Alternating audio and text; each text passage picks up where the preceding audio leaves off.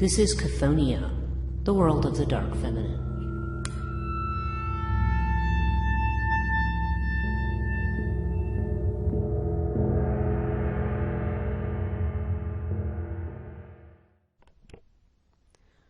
Hello, and welcome to Chthonia, the podcast dealing with the dark feminine. I'm your host, Breege Burke. This week we're going to talk about the Egyptian goddess Isis. I had a request for this. Isis is one of those goddesses that we tend to think of as being very motherly. She has a lot to do with healing, protector of children and childbirth in ancient Egypt. And actually, Isis is with her son Horus. There's statues of her sitting, suckling her son. Okay, she's got him, sitting at her breast, and that is actually the model for what we think of as the statuary of Jesus and Mary, or the Madonna and Child statues. They are all based on these Egyptian statues of Isis Horus, which has led some people to conflate the myth of Horus, her son, at least one of the reasons that they tend to conflate that with the myth of Jesus. And while there are some similarities between the Horus-Jesus myth, it's pretty much been proven that that's not the source of it. In fact, we talked about the Jesus myth comes from a lot of different places, particularly from Dionysus, as we talked about in the last episode. But in this episode, we want to look specifically at her role, not only as a mother and a healer and a magician, but she is also very much connected to the underworld, and she does have a dangerous and fierce side as well. Now, the name Isis actually means throne, okay? So she is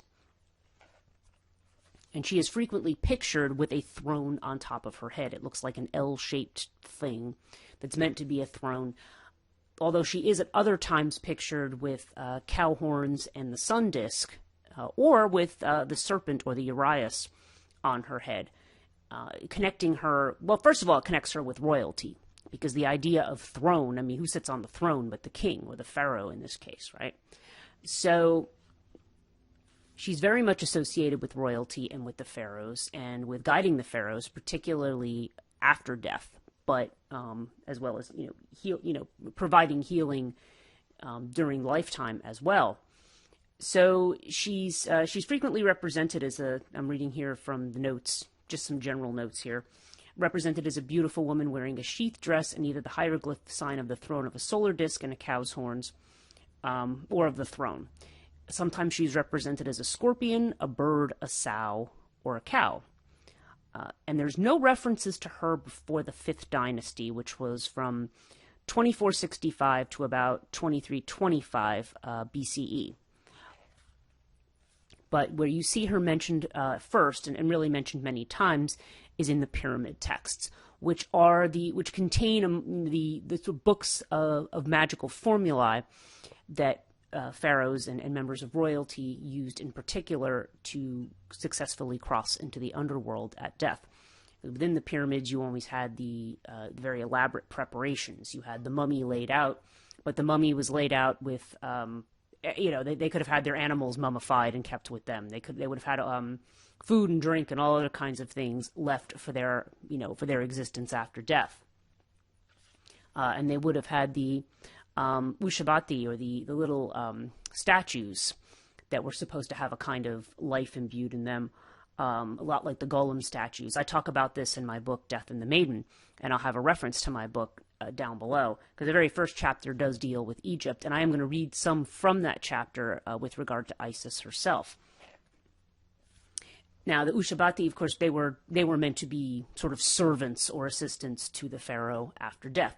So there was definitely a sense, which was very common to cultures then, that you had a tomb or a kind of ancestral place where the body was buried, or the cremated remains were buried. That also, in case of the Egyptians, obviously they had the mummification rituals, which connect to Isis's brother husband Osiris. And we'll talk about that in a moment. But so you had the mummified remains of the actual, the actual king, the actual pharaoh, and of course we've uncovered opened a lot of tombs and seen a lot of these mummies. So this is certainly not a concept that's unfamiliar to anybody. But the pyramid texts, they come from a period where the afterlife and the afterlife rituals applied primarily to royalty, in fact, almost exclusively to royalty. Later on, when things became a bit more,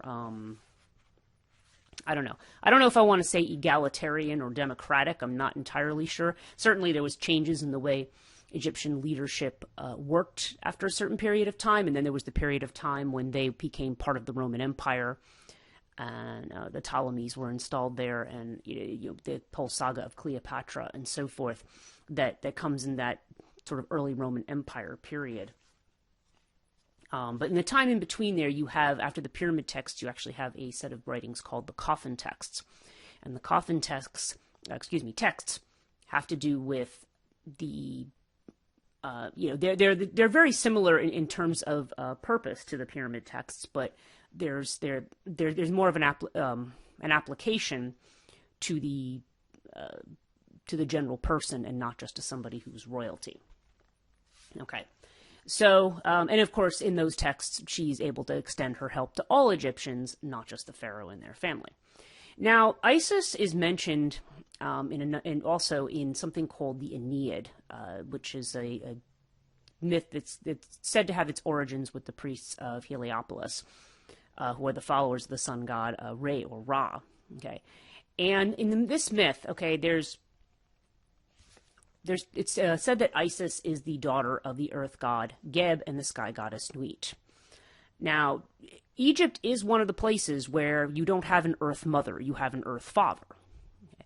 However, Isis, as we're going to talk about, Jung actually mentions, his idea that Isis does end up kind of serving a role as an earth mother, given the attributes that she has. Nonetheless, she's supposed to be the child of Geb and Nuit. Now, initially it was the idea that Ra, Nuit was basically supposed to be the spouse of Ra and had an illicit affair with Geb, and was to bear these children. So he basically decreed that Nuit could not bear any children during any of the days of the year. And at that time, there were 360 days in the year. So there ends up being the moon ends up gambling with Ta. I want to say it's either, was it Ta or was it Thoth? In any case, I believe it was Ta. They gambles with the moon god, and ends up winning. The moon ends up winning back 5 extra days, during the year. So that's how we end up with the 365. Dealing with the lunar cycle and so forth. So, in any case, in that 5 days, Nut's able to give birth to her children, who are Osiris, Seth, Nephthys, Isis. Okay, and Isis ends up being married to Osiris, and Nephthys ends up being married to Set. Now, in some versions, Taweret, the hippo goddess, is the wife of Seth. But in this particular version of what they call the Aeneid, they have this connection. So, okay, so the main story here is that so Isis and Osiris are married, and there becomes this, and Osiris is the king of Egypt at this point. So the main story connected with Isis is this particular saga between Osiris and Set.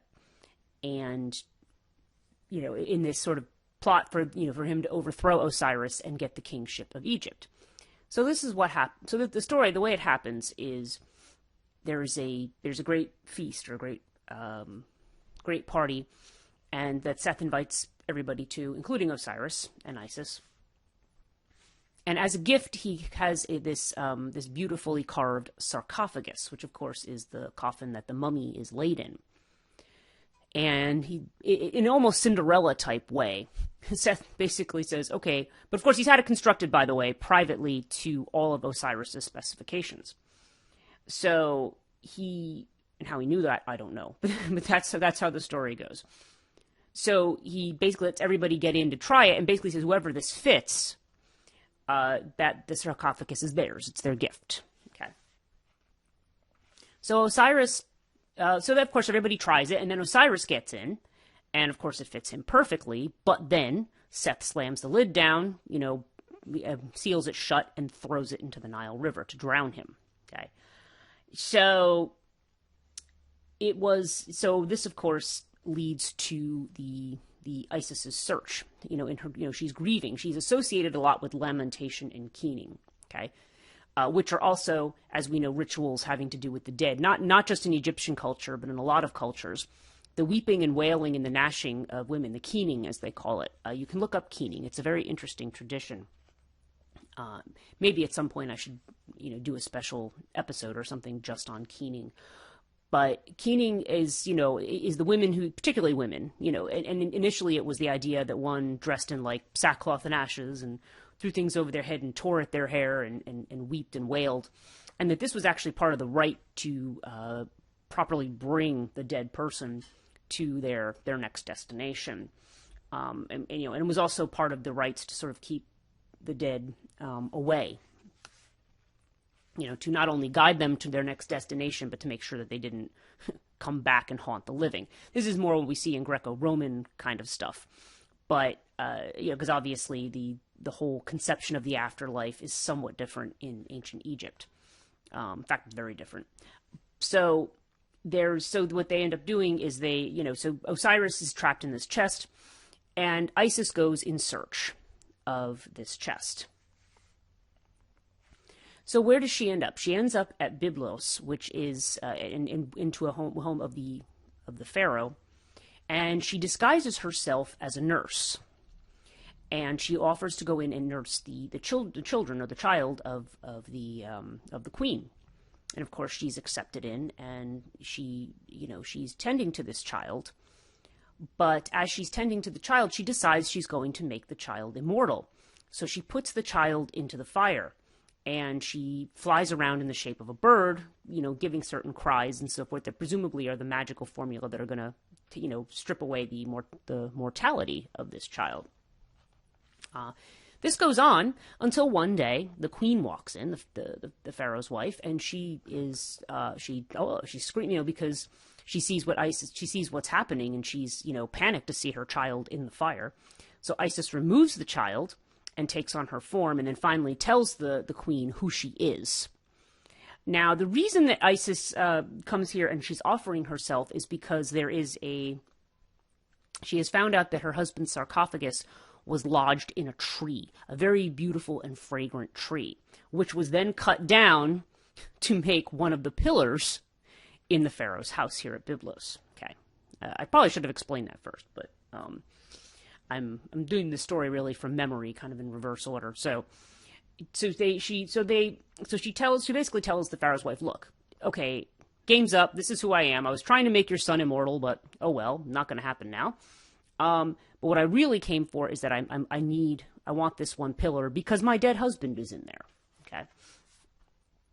So the pharaoh's wife, of course, agrees to give her the pillar. So the pillar's taken out, given to her, and she finds the sarcophagus inside. Now this enrages Seth, who manages to take his brother's body and cut it into a million pieces and throw it all over, throw it to the winds. So now her husband, now she's found the sarcophagus, but now his remains are scattered everywhere. So now she has to go find his remains and put them back together, which she does. And with the help of Seth's wife, Nephthys, they fly around, again, like birds, and they put the body parts together, and he's actually mummified. He becomes like a mummy. He's bandaged up. And this, of course, is probably where the tradition of mummifying the pharaoh comes from. I can't swear that that's the absolute source of it, but it's that seems to be, it's a connection one way or the other. Either they mummify Osiris because that was their practice, or because of this myth, they decided, mummification was the right thing to deal with the dead pharaoh. So Osiris then, now they found all of his body parts except for his penis. Okay, that is missing. So Isis ends up sort of crafting a makeshift penis, and she manages to have sex with her dead husband and becomes pregnant with the god Horus, okay, the falcon-headed god. Now, what's interesting is I was looking at the Oxford's Encyclopedia of Egypt on this story, And they actually talk about this story of Seth, of Osiris and Seth. And they suggest, so of course, once Horus is born, Seth and Horus are enemies. Okay. But there was, so related legends. I'm just reading this from here. I'm just trying to find my spot. Seth is presented as the enemy of Horus, and the two figures as hostile brothers, okay, rather than Seth being his uncle, which is the version that we are talking about. And he's rather like Cain and Abel in the Bible, and in their feud, Seth is said to have torn out the eye of Horus, whereas Seth's testicles were removed by Horus, okay? That's not an uncommon theme that you see of the two enemies, one emasculating the other one, and then the other maybe blinding the other one. That's you see this in versions of the legend of the Fisher King, for example, with the Muslim and the Christian attacking each other. A very similar idea of the two wounding each other in significant ways. And allegedly the two were involved in a homosexual episode in which Horus is violated by his brother, but also they said there's another version where Horus violates Seth. So,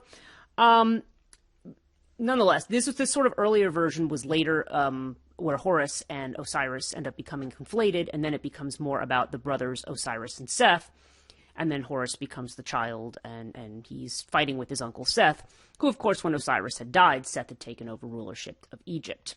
And Seth is the bringer of storms, so that's generally considered to be inauspicious in the way that it's treated. It's that the idea of that would have brought a very tumultuous, perhaps, and stormy period to Egypt, perhaps beset by natural disasters and things. So, in any case, we have this after. Horus is born, and then, of course, Osiris himself goes to the underworld and becomes king of the dead. And there's a lot of mythology after that about the divine judgments of Osiris, which come from, when he is made the king, where the person has to come and have their heart weighed against a feather in the underworld, and Osiris serves as the judge. Okay, so Osiris is connected with the underworld, so, of course, Isis as his wife would also sort of have a role as queen of the underworld. Now, to talk a little bit about the battle between Horus and Seth, I'm not going to get into that story fully, but there is a part where you have to remember Seth is Isis's brother, okay? So even though he's the enemy of her son, really her enemy because he's killed her husband, he's dismembered him, taken over the kingship, basically, thrown them out, exiled them. Isis still feels a certain amount of loyalty to her brother. So they mention here, this is another part of the story, it says, Isis hid with Horus in the marshes of the Nile Delta until her son was fully grown and could avenge his father and claim his throne. Because it was considered that Osiris was really the legitimate king, not Seth. She defended the child against attacks from snakes and scorpions. But because Isis was also Seth's sister, she wavered during the eventual battle between Horus and Seth. In one episode, Isis took pity on Seth, and was in consequence beheaded by Horus, which of course was later reversed by magic. And she and Horus were eventually reconciled, and Horus was able to take the throne of Egypt. Is there a pun intended there? His mother is, his mother represents the throne, of course. So, this is it. So she is, so she's this great healer, she's this great magician, she is this mother figure, although we see she may even waver in her duty to her son because of her, because of the idea that Seth is her brother. And of course, I should just mention as a side note that we have Seth, who's also equated with Typhon a lot of the times, especially later when you have more Greco-Roman influence in Egypt. Seth tends to get a very bad rap. He tends to be viewed as a sort of an evil, almost satanic kind of a deity, which is not, again, like a lot of these earlier deities that have these very stormy attributes, that's not necessarily true. It's also worth noting Seth is a storm god, and it's always the storm gods, the ones who wield the lightning, who are usually the rulers. Okay, so this is rather interesting turn, unlike Yahweh or Zeus or Jupiter, some of these other gods who, Lugan, the Celtic, I mean, they're associated with storms in a lot of ways. But here we actually see you actually see a storm god who is considered to be evil. There's almost a Gnostic quality to that, because as we know, the Gnostics consider the creator of this world to be evil. Okay, living with his head, with the thunderbolt with his head in the clouds. So it's whether or not we're seeing cross influence on myths or not, there's no way to ever prove that, but sort of an interesting thing. Another side note that you might note, especially since we talked about Dionysus and the mystery cults in the last episode, there's also a mystery cult that is connected to Isis, especially later on when she becomes really a chief deity with her own cult. And this happens right around the time when Christianity is also up and coming, that same time period. The Isis cult is extremely popular at this time. And Isis, in this particular case, now from what I understand, the cult of Isis, you had to pay. You had to be able to, it was fairly expensive to join this particular secret society, which is why perhaps it didn't gain as much popularity as the Jesus cult, which was free. So, there was this idea, but nonetheless, it was one of the mysteries, just like we saw these other mother goddesses who reappear. Isis is another mother figure, a magical mother figure who appears at this time. Now, what was the other cult besides that of Dionysus in ancient Greece? Well, there's that of Demeter at Eleusis.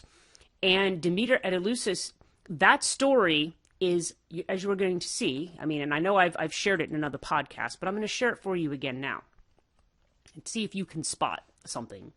Okay, so Demeter at Eleusis.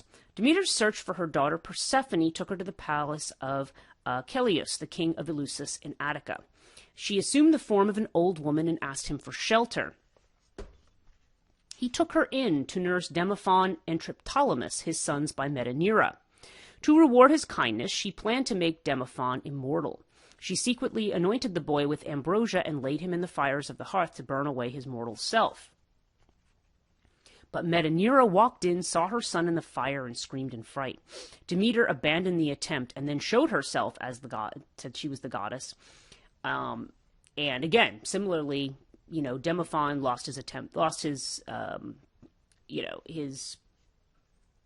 he didn't end up becoming immortal. Let's put it that way. And it says, instead, she taught Triptolemus the secrets of agriculture. And Triptolemus is considered to became sort of a chthonic deity who was associated with agriculture. Thus, humanity learned how to plant, grow, and harvest grain. Okay, so the Ellucian Mysteries, they not only have to do with that death and rebirth, but also the way in which humanity can sustain itself. And as we've noted, what happens in the Isis myth? Almost exactly the same thing, except Demeter is looking for her daughter. In this case, Isis is looking for Osiris. So there is definitely a similarity between these two tales. And the notion of taking a child to make it immortal as a gift, but then it's fun, but then the biological mother steps in, and that doesn't happen. I ponder that, like, what the meaning would be of that. The idea that you as a mortal could become immortal through the ministrations of the Earth Mother, the magical Earth Mother in some form, but that perhaps ultimately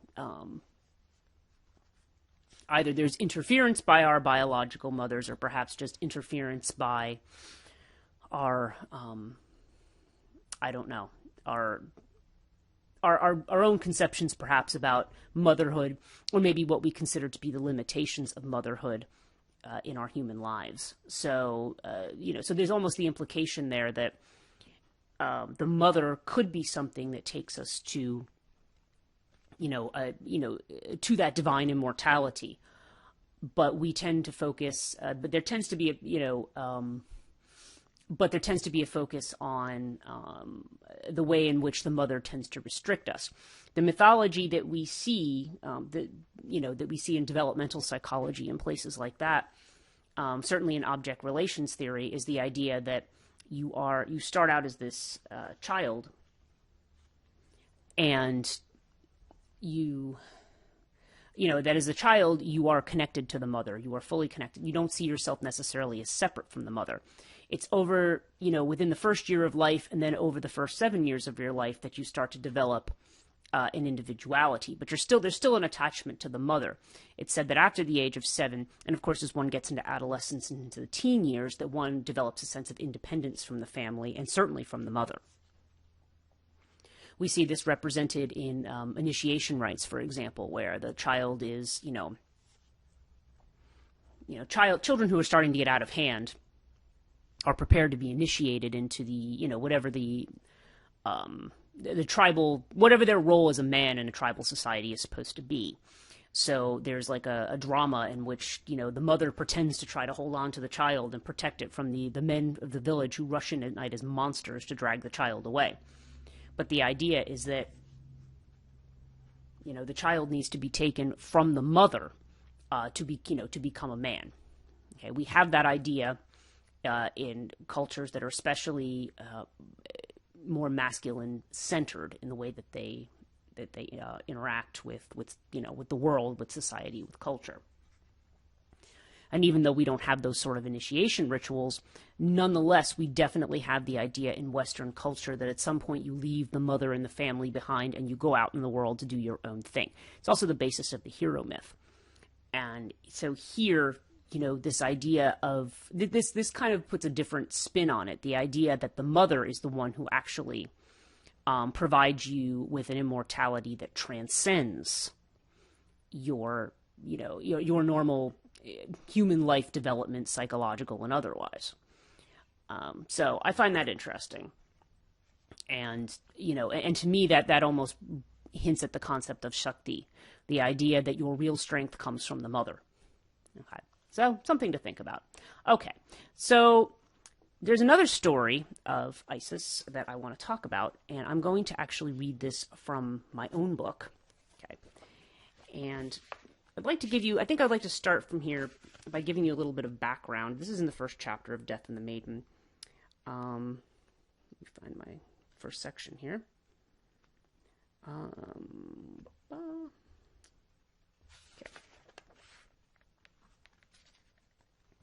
Okay, so we have, I wanted to talk a little bit about the Egyptian Underworld, because I think that that's worth mentioning here. It's funny, I'm trying to find, okay. So, in talking about I'm talking about ancient Egypt and death, I said, consider the time period in question. Before Alexander the Great conquered Egypt, there were 31 dynasties of pharaohs, with the first dating from approximately 3050 BCE. Ancient Egyptian history prior to Greco-Roman occupation is divided into Old, Middle, and New and Late Kingdom periods, with 3 intermediate periods. There are 3 main texts offering information: the pyramid texts, the coffin texts from the Middle Kingdom, and then the books of the dead from the New Kingdom. We see the rise and fall of the importance of death rituals if the burials from these periods are considered. 2 distinct trends. There was the traditional narrative of Seth and Horus, and the trial vindicating Horus and punishing Seth. During the New Kingdom period, Amenhotep IV, or Akhenaten, challenged existing beliefs during the Amarna period, creating a kind of monotheistic religion that only worshipped the sun god and abolished the idea of the afterlife. The dead dwelt in their tombs, not in another realm. However, this belief did not last, and the Egyptians returned to their previous belief about the afterlife, the books of the dead now gaining central importance. The resurrection of Osiris by Isis was the central myth in the system, as well as the rise of Horus and defeat of Seth. After the 18th century, Amun-Ra became overlord of Osiris. The sun was reborn every day, where Osiris reigned as a judge in the underworld. Okay, so I wanted to mention that. Let's see. Okay, I mentioned here too that the Isis myth, probably the most complete version we have, is written by Plutarch. So this would have been the Greco-Roman version, and which is the version that I actually just explained to you about him being put into the sarcophagus. Okay, so I want to jump to this other story. I wanted to mention a little bit about the Egyptian underworld, and and sort of the way it ended up being laid out over time. If you read the Amduat, or the books of the dead, they actually go through chapter by chapter, and they explain the different gates that the sun god passes through at night, where he dies and basically is reborn, and he's challenged by Apep, or Apophis, the crocodile that tries to devour him at night. But he is eventually reborn in the morning, and this happens every single night. And this underworld journey is very similar to the one that is made by the pharaohs, and eventually by everybody in their life after death. So that's the idea. And Isis herself ends up playing sort of a magical and again this sort of magical healing role. She's meant to support the dead person on their journey, but she's not always considered to be so beneficent. I wanted to tell you this story of the poisoning of Ra, okay? And Ra, of course, being the sun god. So, Isis, I'm going to read this from, this is Lewis Spence's account. Isis, weary of the world of mortals, determined to enter that of the gods, and to this end made up her mind to worm his secret name from the almighty Ra. This name was known to no mortal, and not even to any god but himself. By this time Ra had grown old, and like many another venerable person, he often permitted the saliva to flow from the corners of his mouth.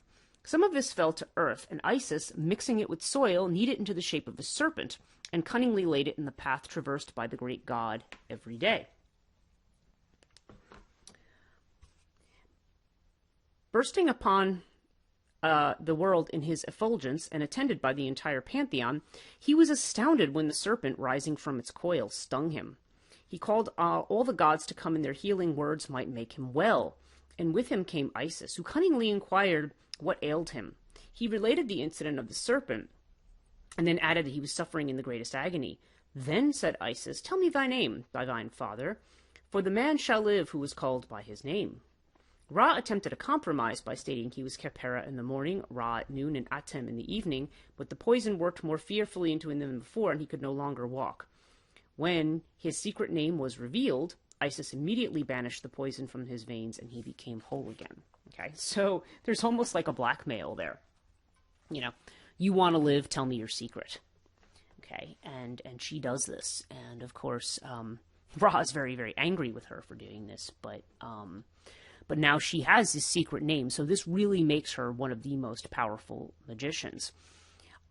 Isis, as I've noticed too, tends to be connected with Bes, which is a dwarf god that you see in ancient Egypt. Bes's origins are unknown. To me, the presence of Bes or Bes-like daemons in ancient Egypt, because they were called daemons, more like demons, but again, not in the modern sense of demon, in that ancient sense of them as being spirits or messengers of the gods, reminds me a little bit of the Kabirs, which are the dwarves associated with metalworking in ancient Greek thought. So I tend to think of that when it comes to Bes, but in the Greek magical papyri, had been reading through it, and Bes seems to be associated with a being referred to in those texts as the Headless One. Anyone familiar with Western magic will be aware of the Bornless Ritual, okay, that you see associated with Crowley, and perhaps also to some degree with the Golden Dawn. But the Headless Ritual is... The Headless One is sometimes associated with Typhon, it's sometimes associated with Osiris, and sometimes with Bes. And in those rituals, too, Bes ends up being conflated with Apollo, because Bes is called upon to, as the Headless One, to give an oracle, okay, give a prophecy. What happens, though, is... what I found interesting about those is that there was a reference to the Isis cloth. And the Isis cloth is assumed to be the black linen that is worn by people who belong to the cult of Isis at that time. Either a particular strip of it, take a piece of that particular linen that was worn for that sacred purpose, and that if you bound that cloth around your neck, you needed the cloth to sort of summon Bes to speak to you. But there was a certain herbal mixture that you could do to make the god finally go away and stop talking to you. But to keep the god from getting angry at you for doing that, you had to wear the cloth around your neck. And I see that in a couple different rituals, which I think is quite interesting. That connection to prophecy that, well, it's also, again, in most of that part of the world associated with the dead, but in this case, this very earth-like this earthy creature, this dwarf creature, who kind of gains this very, almost in the way that Dionysus is an earthy being, suddenly gets conflated with the sun god. There's a solar aspect to Bes here as well, in his connection to Apollo. And in fact, Apollo is actually invoked at the beginning of one of them in connection with Bes. So, but Isis is the one who can, and Bes, the connection there, I thought about it, why would Bes be connected to Isis? But as we mentioned, Isis is something of an earth mother. And there's a, she's, as an earth mother, she is, Bes is also a protector of, he's an earth being, and he's also a protector of children. That's what he's associated with. You tend to see Bes associated more with Taweret, but there is also seems to be that connection there in that motherly kind of an aspect that she has. Now, one of the other things I wanted to mention, and I think it might be the last thing that I mentioned, because I don't. I've jumped around a little more than I wanted to in this episode. I've been trying to keep things kind of in a more, linear fashion, but occasionally when you have a lot of different notes from different places, you get you kind of get thrown out of order a little bit. But the one thing I do want to talk about is this later Isis, this magical Isis associated with the cult, and I want to talk about Carl Jung's view. He equates Isis with Sophia in the Bible, okay? And he suggests that Isis was called the Black One because of her association with fate and the mysteries of death. Even though she's not the earth, she's seen by Jung as an earth goddess for this reason. And I'm quoting my own book here, by the way. And Jung says, all of these statements apply just as well to the prima material in its feminine aspect. It is the moon, the mother of all things, the vessel. It consists of opposites but has 1,000 names. It is the earth and the serpent hidden in the earth, the blackness and the dew and the miraculous water, which brings together all that is divided. The water, therefore, is called mother. Jung is referring to aspects of alchemy, and we'll see that the mythology of Isis also applies to Greek magical figures like Medea and Kirke, and the conception of water and its relation to the earth will be central to the philosophy of Heraclitus. Now that's interesting too if we think about the figures of Medea and Kirke, who both end up kind of having this almost villainous quality to them, or the negative anima quality in the case of Kirke, like turning men into pigs, and Medea in her role in the murder of her brother or betraying her father. You can see qualities of the Isis myth there when we see Isis betraying Ra, who's in some versions her husband, and others, there's a relationship there, but in others, I should mention that she is sometimes also called, just as Sekhmet's called the Eye of Ra, which is usually a term that has to do with vengeance, or with the fierce aspect of the sun. Isis has to do with, is sometimes is considered to assume that aspect as well. Okay. He mentions Apuleius, this is Jung, will mention Apuleius as a source for the blackness of her robe, and associates her with the magical arts, including possessing the elixir of life. This may have been part of the ancient Egyptian conception of Isis, or it may represent the later syncretism with Greek beliefs. Still, the conception that Isis has survived is this veiled Isis, okay? Remember Blavatsky's book, Isis Unveiled? Yeah. Who is the vessel of the matter of good and evil. Okay. So now that takes on a different inflection. That's an inflection of judgment.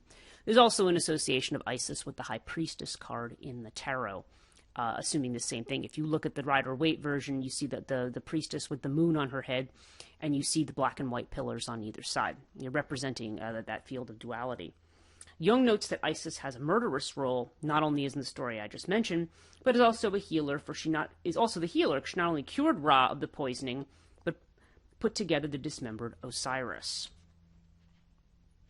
As such, she personifies that arcane substance, be it dew or the aqua permens, which unites the hostile elements into one, or in Hinduism, as they would say, the Shakti.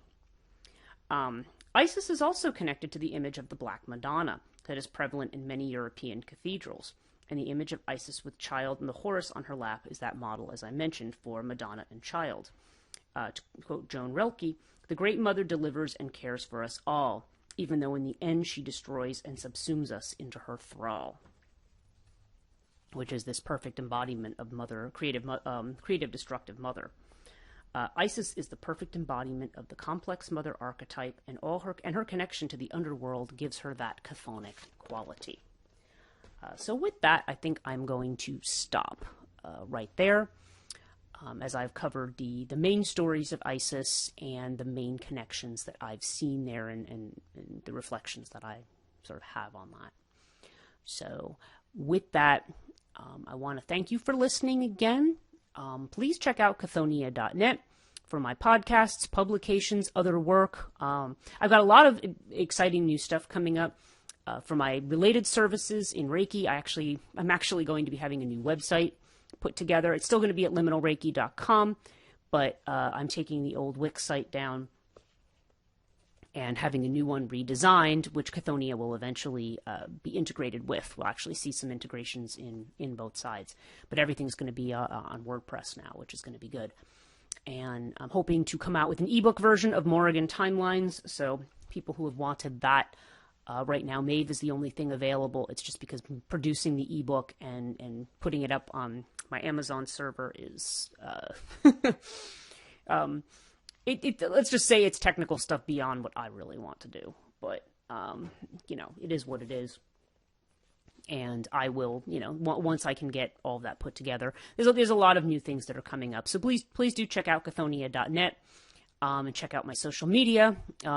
Chthonia on YouTube, Chthonia Podcast, 2 words on Facebook, 1 word on Instagram and Twitter. And also, if you're interested in supporting my work, please check out patreon.com/Chthonia. Big thank you to all of my patrons, both current and the ones who have been around since the beginning. And I will see you in the next episode.